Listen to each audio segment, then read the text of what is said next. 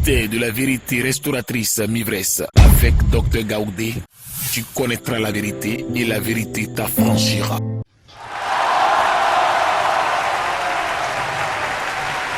Amen. Et quand Jésus s'est réveillé, qu'est-ce qu'il a dit?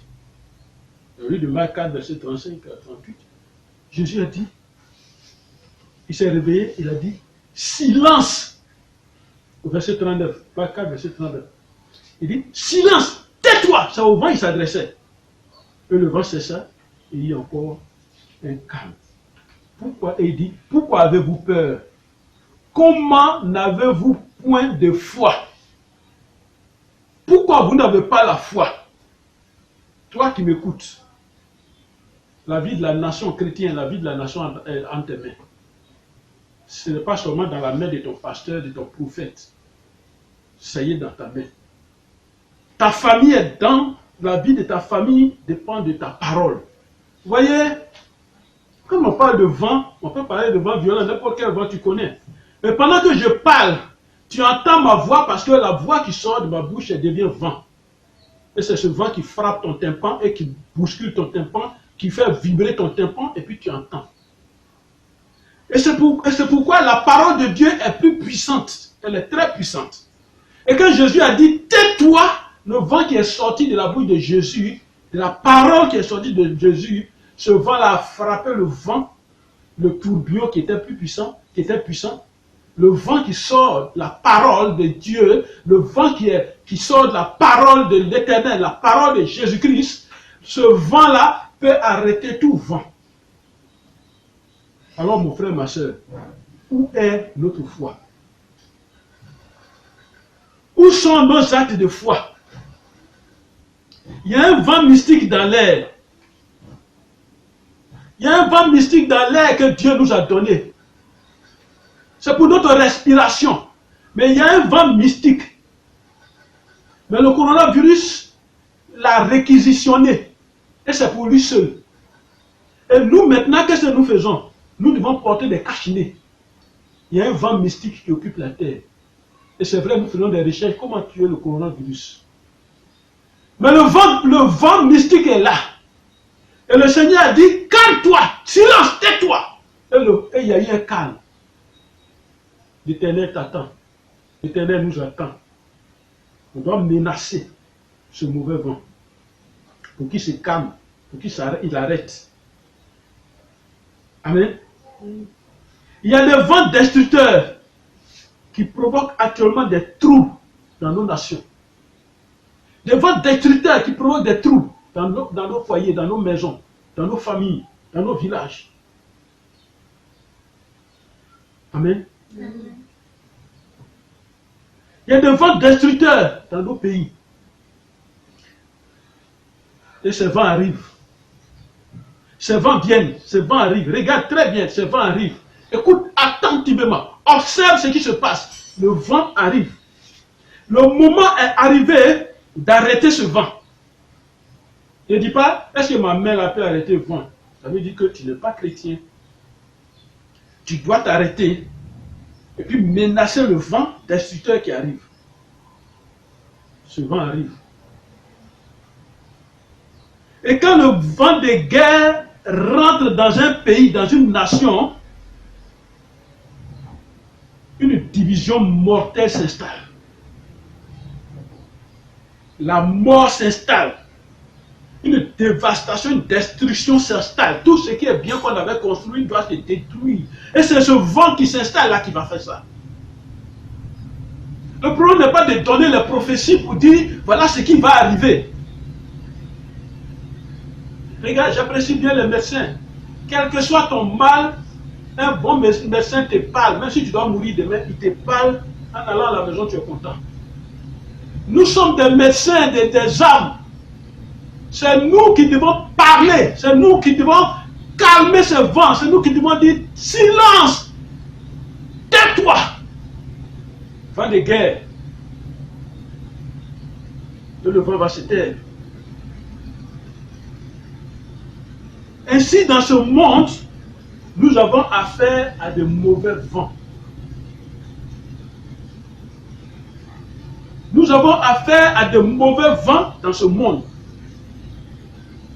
Un vent souffle. C'est le vent destructeur. Un vent souffle. C'est le vent de mort.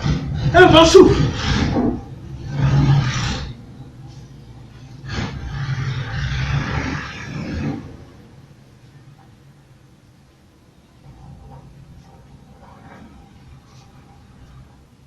Amen. Un vent souffle. C'est le vent destructeur. Un vent souffle. C'est le vent de mort. Un vent souffle. C'est le vent de la sorcellerie. Un vent souffle. C'est le vent de haine. Un vent souffle. C'est le vent de vengeance. Un vent souffle. C'est le vent de haine. Un vent souffle. C'est le vent de colère. Un vent souffle. C'est le vent de guerre. Qu'est-ce qu'il faut faire?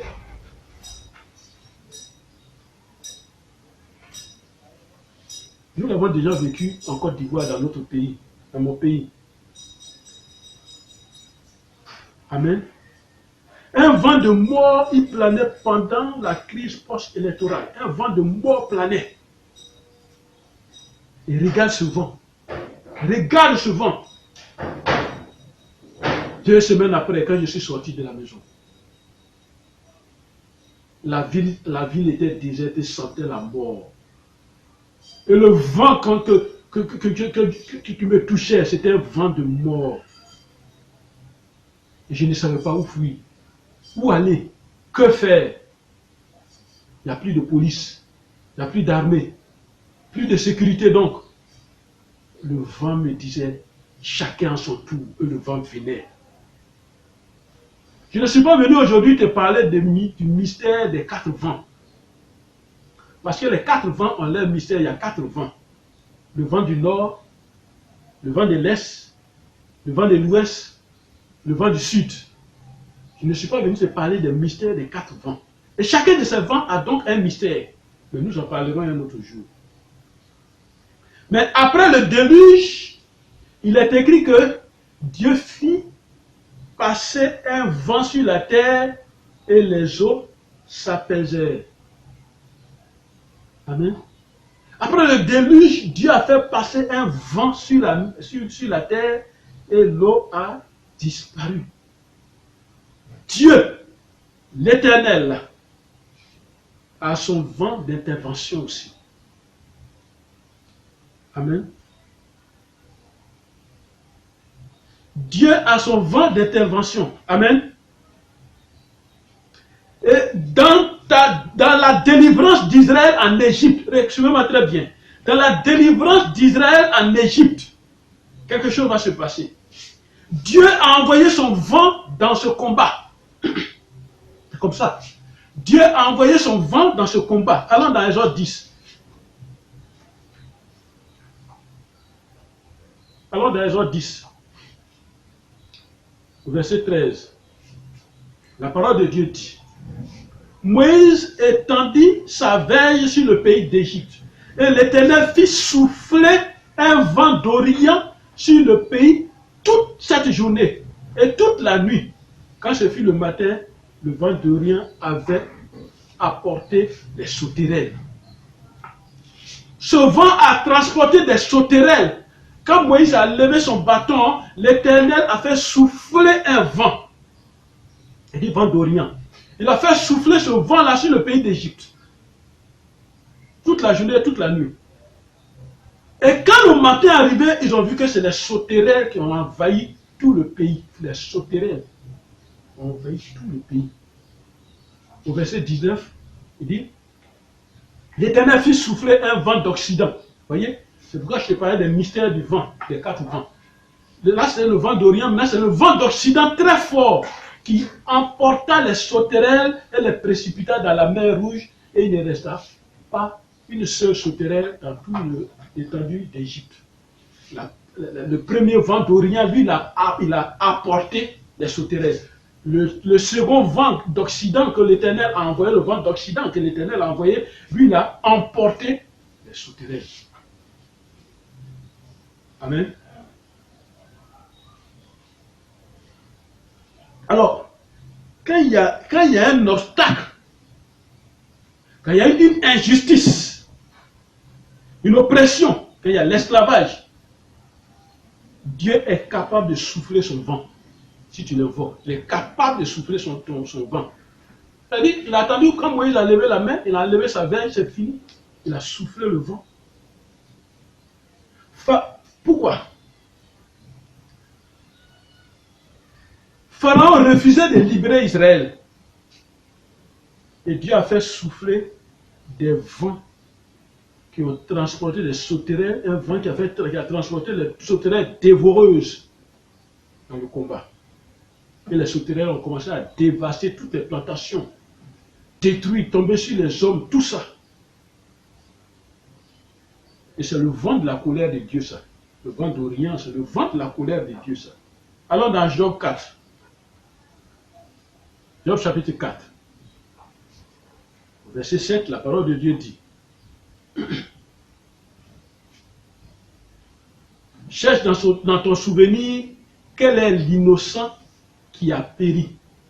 Cherche dans ton souvenir quel est l'innocent qui a péri. Hein? Dieu utilise la bouche de Job pour parler maintenant. Pose la question. Quels sont les justes qui ont été exterminés? Amen. Et il continue. Pour moi, je l'ai vu. Ceux qui labourent l'iniquité. C'est-à-dire, en posant ces questions, ce n'est pas les personnes qui n'ont rien fait, qui ont été exterminées, qui ont été touchées. Mais il dit, ceux qui labourent l'iniquité. C'est-à-dire, l'iniquité là, c'est ça qui est leur culture. Et qui sèment l'injustice en moissonnant les fruits. Qu'est-ce qui leur arrive? Ils périssent par le souffle de Dieu. Ceux qui font ça, ils périssent par le souffle de Dieu. Ils sont consumés par le vent de sa colère. Job 4, verset 7 à 9. Le mauvais vent t'attaque pour ôter ta gloire. Le mauvais vent attaque pour ôter ta gloire, pour ôter la gloire. Et ce vent vient sur toi. Et ce vent vient sur ta maison. Ou sur ton pays. Pour emporter cette gloire. Regarde ce qu'il a fait dans la famille de Job. Job 27, verset 21 dit: le vent l'emporte et il s'en va. Il arrache violemment de sa demeure. Job 27, verset 21. Le vent l'emporte et il s'en va. Il arrache violemment de sa demeure. Il arrache violemment. Amen. Alors parlons aux différents vents dans nos vies. C'est nous qui devons parler. C'est toi qui dois parler. C'est cette leçon-là que Jésus nous a laissée. Jésus a parlé au vent, il y a eu un calme. Nous devons parler. Tu dois parler au vent dans ta vie. Parlons au vent dans nos vies. Parlons au vent de pauvreté. Silence, tais-toi. Parlons au vent des ténèbres. Parlons comme Jésus pendant la tempête. Parlons au vent. Nous devons arrêter ces vents violents-là. Parce que quand un vent violent spirituel rentre dans ta vie, il est violent. Le problème que tu as devient violent. Un grand vent, le problème que tu veux devient grand. Un tourbillon, toi-même tu es étourdi par ton problème. Tu ne sais même plus où aller. Un vent fort qui rentre dans ta vie, il devient plus fort que toi. Il y a un autre qu'on appelle ouragan. Là encore c'est grave. N'accepte pas les vents destructeurs. N'acceptons pas ces choses dans nos nations, dans nos maisons. Tu vas dire, mais comment on sait qu'ils sont arrivés? Mais quand quelque chose, il y a une dévastation, il y a une destruction. Toi-même, tu te rends compte que tout est en train de se gâter, ça ne va plus. Arrête-toi et puis parle au vent. Nous devons aussi étonner nos ennemis. On doit les étonner. Qu'on a appris quelque chose avec Jésus. Nous devons les étonner. C'est-à-dire ceux qui envoient ces vents-là, nous devons les étonner. C'est qu'eux-mêmes, ils ont dit à Jésus, mais Quel est cet homme à qui le vent et l'eau même obéissent, tout cela obéissent? Quel est cet homme-là? Nous devons étonner les hommes aussi. Amen. C'est-à-dire ceux qui envoient ces vents sur nous et dans nos nations, nous devons les étonner. Il faut que l'ennemi te dise la même chose, toi chrétien. Quel est donc celui-ci qui commande même au vent et à qui ils obéissent, au vent et au flot, au vent et aux eaux, et à qui ils obéissent? L'écriture, verset 28 l'a dit. Écoute bien mon témoignage que j'ai eu un jour. Comme on parle d'un jour. Quand tu es chrétien, le Seigneur te donne une maîtrise. Si tu n'as pas la maîtrise de soi, c'est que tu n'es pas encore chrétien. Si tu n'as pas la connaissance, tu vas périr. Je devais déposer 100 000 francs quelque part un jour. Je suis parti faire le transfert. J'ai mis sur le numéro de quelqu'un d'autre. Suis-moi très bien. Et ce jour-là, c'est ce qu'on appelle jour, ça. C'est ce qu'on appelle jour de problème. C'est ce jour-là qu'on appelle ouragan, ça. C'est parti sur quelqu'un, sur le compte de quelqu'un que je ne connais pas. Je me suis trompé de numéro. Je ne connais pas la personne. Et pourtant, c'est l'argent de quelqu'un que je devais envoyer. Et je me suis trompé de numéro. C'est ce qu'on appelle le vent violent, ça, le vent fort. Ce jour-là, même si Jésus n'était pas avec moi, ma maison allait m'énerver. Tout allait m'énerver. Mais j'ai parlé, j'ai dit, Seigneur, parle-lui. Suis-moi très bien.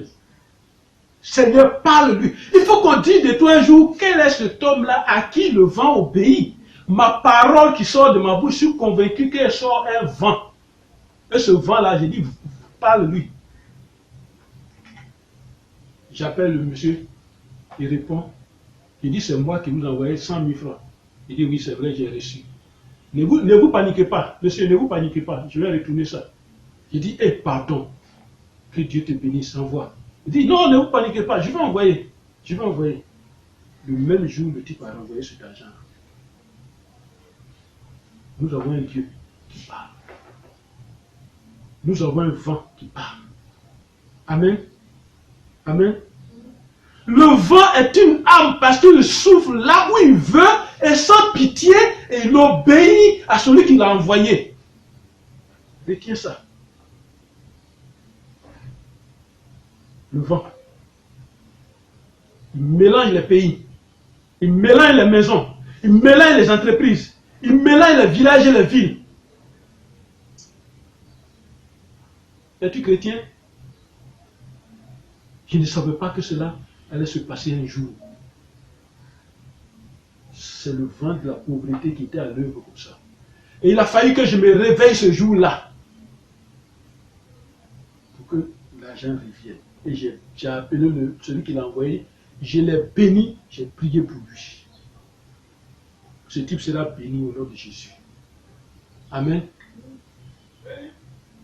Il pourrait dire, oh Dieu merci, je suis assis, je n'ai pas d'argent, on m'a envoyé 100 000 francs. Il pourrait dire ça. Je ne le connais pas. Il pourrait fermer son portable, changer de puce, changer de numéro. Tu es chrétien. Ta voix doit porter. On n'a pas besoin d'attendre ta voix.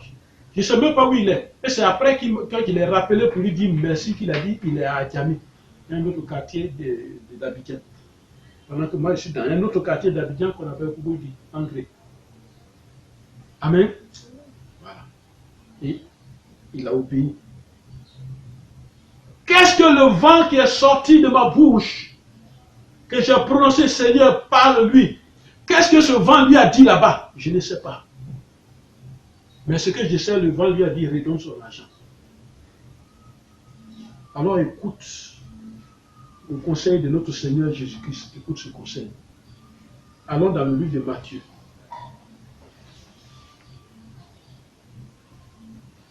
Allons dans le livre de Matthieu. Matthieu chapitre 7, au verset 24. C'est pourquoi C'est pourquoi Jésus nous parle. Il dit, Tout ce que tu as écouté ce matin, et tout ce que tu es en train d'écouter qui va bientôt finir, il dit c'est pourquoi. Il dit quoi? C'est pourquoi quiconque Quiconque, ses paroles, un instant, quiconque, n'importe qui, chrétien ou pas, voleur ou pas, brigand ou pas, pécheur ou pas, n'importe qui, que tu sois des catholiques, évangéliques, baptistes, œuvre mission, céleste, musulman. Il dit, c'est pourquoi quiconque entend ces paroles que j'ai dit et les met en pratique, sera semblable. Sa parole que j'ai dit, c'est la parole de ce livre saint, la Bible. Toi qui es musulman, qui as le Coran, c'est le livre saint. Il dit, quiconque entend ces paroles que j'ai dit et les met en pratique, sera semblable à un homme prudent qui a bâti sa maison sur le roc. Voilà. Un homme prudent. Et ça va t'aider. Il a bâti sa maison sur le roc. Maintenant, qu'est-ce qui va se passer? Quand la maison est bâtie sur le roc, tu connais cette histoire. Il dit, la pluie est tombée, les torrents sont venus, les vents ont soufflé. Voilà, on retrouve le vent encore. Les vents ont soufflé contre cette maison. On dit, les vents se sont jetés contre cette maison. Et elle n'est point tombée parce qu'elle est fondée sur le roc. Tu dois être fondé sur le roc. Le roc, c'est Jésus-Christ ou toi. Quel est le fondement de ta vie spirituelle? Quand il y a quelque chose, tu es ébranlé, tu es perturbé, tu es mélangé, plus de maîtrise parce que tu n'as pas Jésus-Christ comme fondement de ta vie spirituelle. Tous les vents de ce monde vont venir sur toi. Tu vas tomber parce que tu n'as pas Jésus. Mais quiconque attends ces paroles que j'ai dit et ne les met pas en pratique, si tu ne les mets pas en pratique, sera semblable à un homme insensé, qui a bâti sa maison sur le sable. Alors en ce moment-là, la pluie est tombée, la même chose, la pluie est tombée, les torrents sont venus, les vents ont soufflé et ont battu cette maison, ils détruit cette maison parce qu'il n'y avait pas de fondement. Et cette maison, elle est tombée. Et sa ruine est grande. Parce qu'il n'y a pas de Jésus-Christ. Amen. Amen. Amen.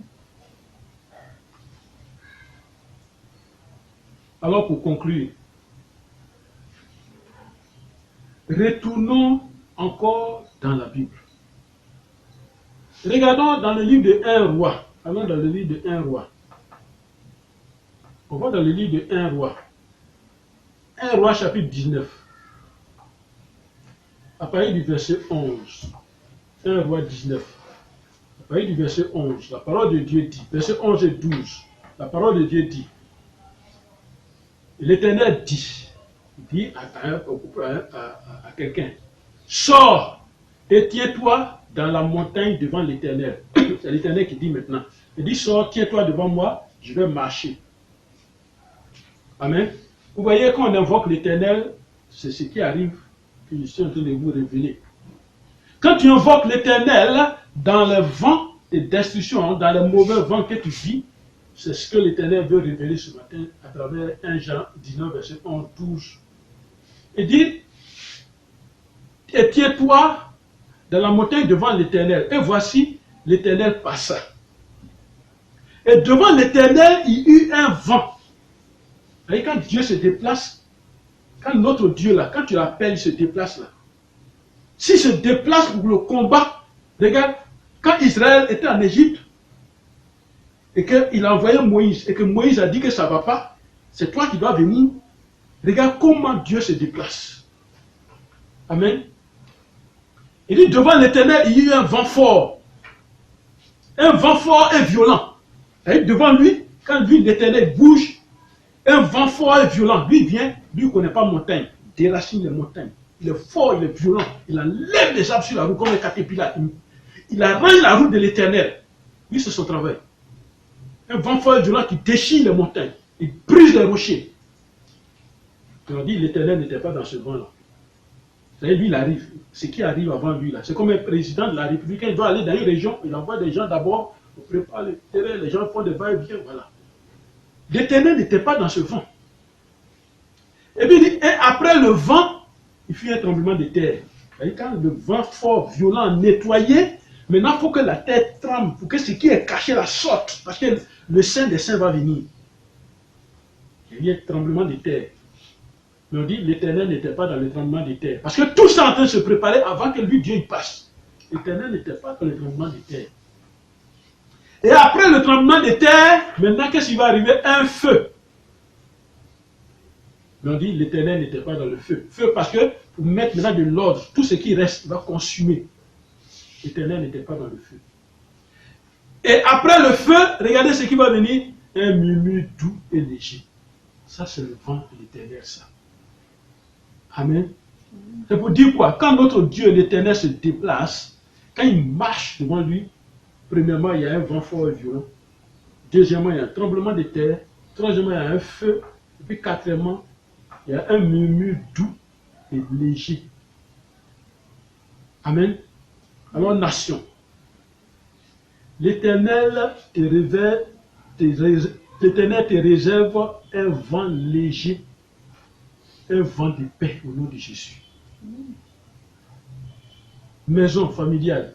L'Éternel, écoute-moi bien, ta maison familiale, l'Éternel te réserve un vent léger, un vent de paix au nom de Jésus. Amen. Alors ce matin, tu as écouté cette parole. Amen. Amen. On peut souffler sur ton argent. Regarde, j'ai un billet.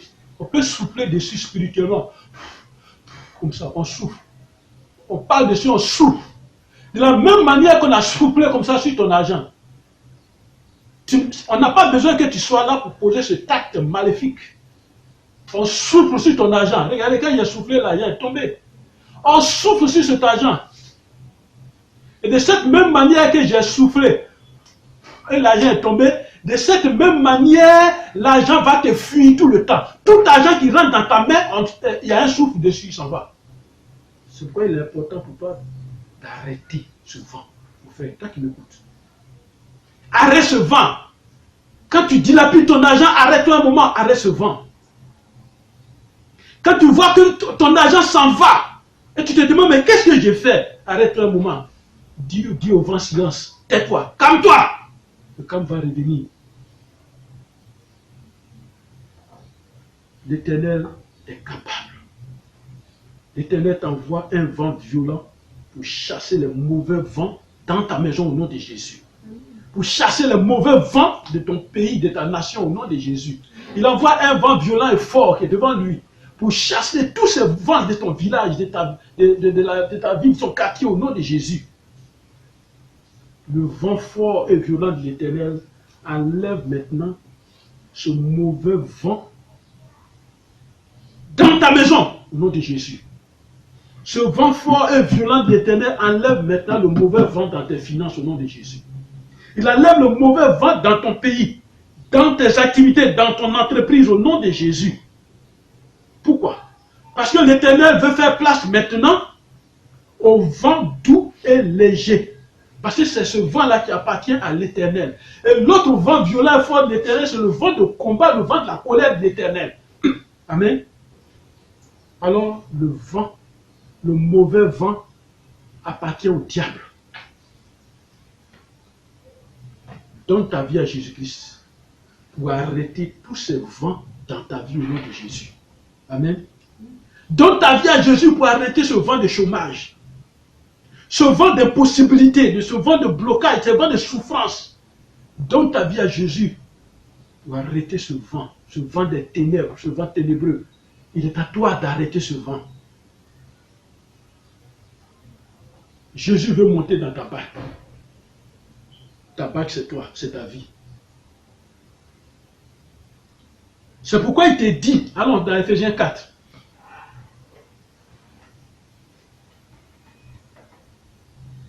Allons dans Ephésiens 4. Dans le livre d'Éphésiens.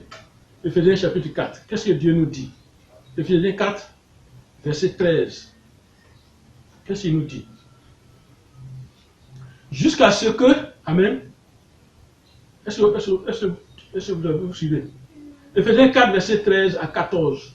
Il dit, jusqu'à ce que nous ayons tous parvenu à l'unité de la foi et de la connaissance jusqu'à ce qu'on arrive à la foi et à la connaissance du Fils de Dieu, à l'état d'homme fait à la mesure et à la stature parfaite de Christ. C'est-à-dire que quand on arrive à l'unité de la foi et à la connaissance, alors maintenant on est comme un homme parfait, un homme fait à la stature parfaite de Christ. Pourquoi? Afin que nous ne soyons plus des enfants flottants et emportés à tout vent de doctrine. Ça veut dire quoi? Aujourd'hui, il y a des chrétiens, quand on dit il y a un homme de Dieu qui vient du Ghana, il est quelque part là, wow, on vide l'église, tout le monde s'en va là-bas. C'est un grand prophète qui est venu. Tout vent de doctrine. On dit, afin que nous ne soyons plus des enfants flottants et emportés à tout vent de doctrine. On croit à toutes les doctrines facilement. On dit, il y a un homme qui donne de l'eau là-bas. Oh, voilà, c'est là-bas, on s'en va chercher de l'eau. On dit, il y a un homme qui te lave là, qui lave les gens là-bas, puis tu as la prospérité. On s'en va là-bas, t'en fous, si tu es marié ou tu es femme mariée ou pas, il n'a qu'à te laver. Tu vois, un homme va te laver, il va se laver. Amen. On dit, il y a quelqu'un là-bas. Quand tu vas là-bas, son mouchoir, la sueur là, si tu prends, tu mets dans ton seau d'eau, tu te laves, le lendemain là, tu es béni, tu es béni, tu es béni. Et puis tu t'en prends la sueur de sida, peut-être tu t'en prends. Et puis tu viens, tu te laves avec ça. Emportés afin que nous ne soyons plus des enfants flottants et emportés à tout vent de doctrine. Comment? Par des tromperies des hommes et par des ruses dans les moyens de séduction. Amen. La Bible dit, parlant de Jésus, ils montèrent dans la barque et le vent cessa. Matthieu 14, verset 32. Jésus monta dans la barque et le vent cessa. Le fait que Jésus vienne, il monte dans la barque, c'est pour arrêter le vent, et le vent cesse. Jésus veut monter dans la barque de ta vie. Jésus veut monter dans la barque de ta nation. Jésus veut monter dans la barque de ta maison. Accepte-le, il va monter. On dit, ceux qui étaient dans la barque vinrent se prosterner devant Jésus et dire, tu es véritablement le Fils de Dieu. Jésus-Christ est véritablement le Fils de Dieu. Il peut arrêter ta tempête, ton ouragan, ton tourbillon, il peut arrêter au nom de Jésus. Matthieu 14, verset 33. Alors que tout mauvais vent fasse place au vent de l'Éternel dans ta vie au nom de Jésus-Christ. Amen. Que Dieu te bénisse et que le vent léger et doux de l'Éternel soit dans ta vie au nom de Jésus. Amen. Amen.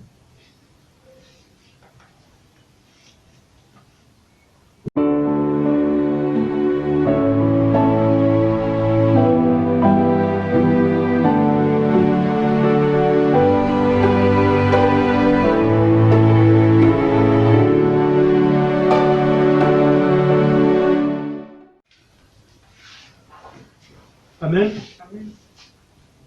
Toi qui as écouté cette parole, le vent, qui a écouté le vent, comment tu dois prier? Et comment le faire au ministère de la vérité restauratrice? Quand tu reçois un enseignement de ce genre, pendant une semaine, tu pries selon les prières que nous te donnons. Et ce type de prières se font avec la foi, rien d'autre. On n'a pas de bouteille d'huile à te donner, on n'a pas d'eau à te donner, on n'a pas de charbon à te donner, on n'a pas de cailloux à te donner, on n'a rien à te donner. On sait une chose, Jésus n'avait pas ces choses-là. Il allait de ville en ville. Alors voici les prières. Première prière, pendant toute la semaine. Tu fais une prière par jour, ou bien tu fais toutes les prières chaque jour jusqu'à dimanche. Première prière. Je parle à l'objectif des vents des ténèbres dans ma maison et dans ma vie au nom de Jésus. Ce but ne sera jamais atteint au nom de Jésus. Deuxième prière. Que le travail donné à tout mauvais vent dans ma vie et dans ma maison ne se réalise jamais au nom de Jésus. Troisième prière. J'impose le calme et le silence à tout mauvais vent dans ma vie, dans ma maison, dans mon pays, au nom de Jésus. Silence, tais-toi. Quatrième prière. Je détruis toute source et toute origine de tout mauvais vent, de tout vent de destruction dans ma vie au nom de Jésus. Cinquième prière. Seigneur Jésus, j'ai besoin de ton vent léger, doux et paisible dans ma vie au nom de Jésus. Sixième prière, tu remercies ton Dieu. Remercie ton Dieu, rends-lui gloire et remercie-le au nom de Jésus. Amen. Père, ce matin, ton enfant a écouté ce message. Et je prie pour lui, je prie pour toi, que tout mauvais vent, et je parle à la provenance de tout mauvais vent dans ta vie. Et je bloque cette provenance au nom de Jésus. Et je commande au vent de pauvreté, le vent de misère, le vent de souffrance. Je commande à tout mauvais vent dans ta vie de s'arrêter maintenant. Au nom de Jésus, je dis à ce vent, tais-toi, silence. Arrête maintenant. Dans sa vie, au nom de Jésus. Et la puissance de mon Dieu s'installe maintenant dans ta vie. Et je commande au vent léger, doux de l'Éternel, le vent de paix, le vent paisible, le vent léger, doux, le vent de paix. Je le commande maintenant dans ta vie. Il rentre dans ta maison. Il rentre dans tes entreprises. Il rentre dans tes activités. Il rentre dans ton emploi. Il rentre dans tes finances. Il rentre dans ta vie. Il change ta vie. Et il fait place maintenant au mauvais vent qui était là. Parce qu'il a chassé. Et la gloire de Dieu s'installe en toi. Au nom de Jésus. Amen. Merci Seigneur. Merci Jésus.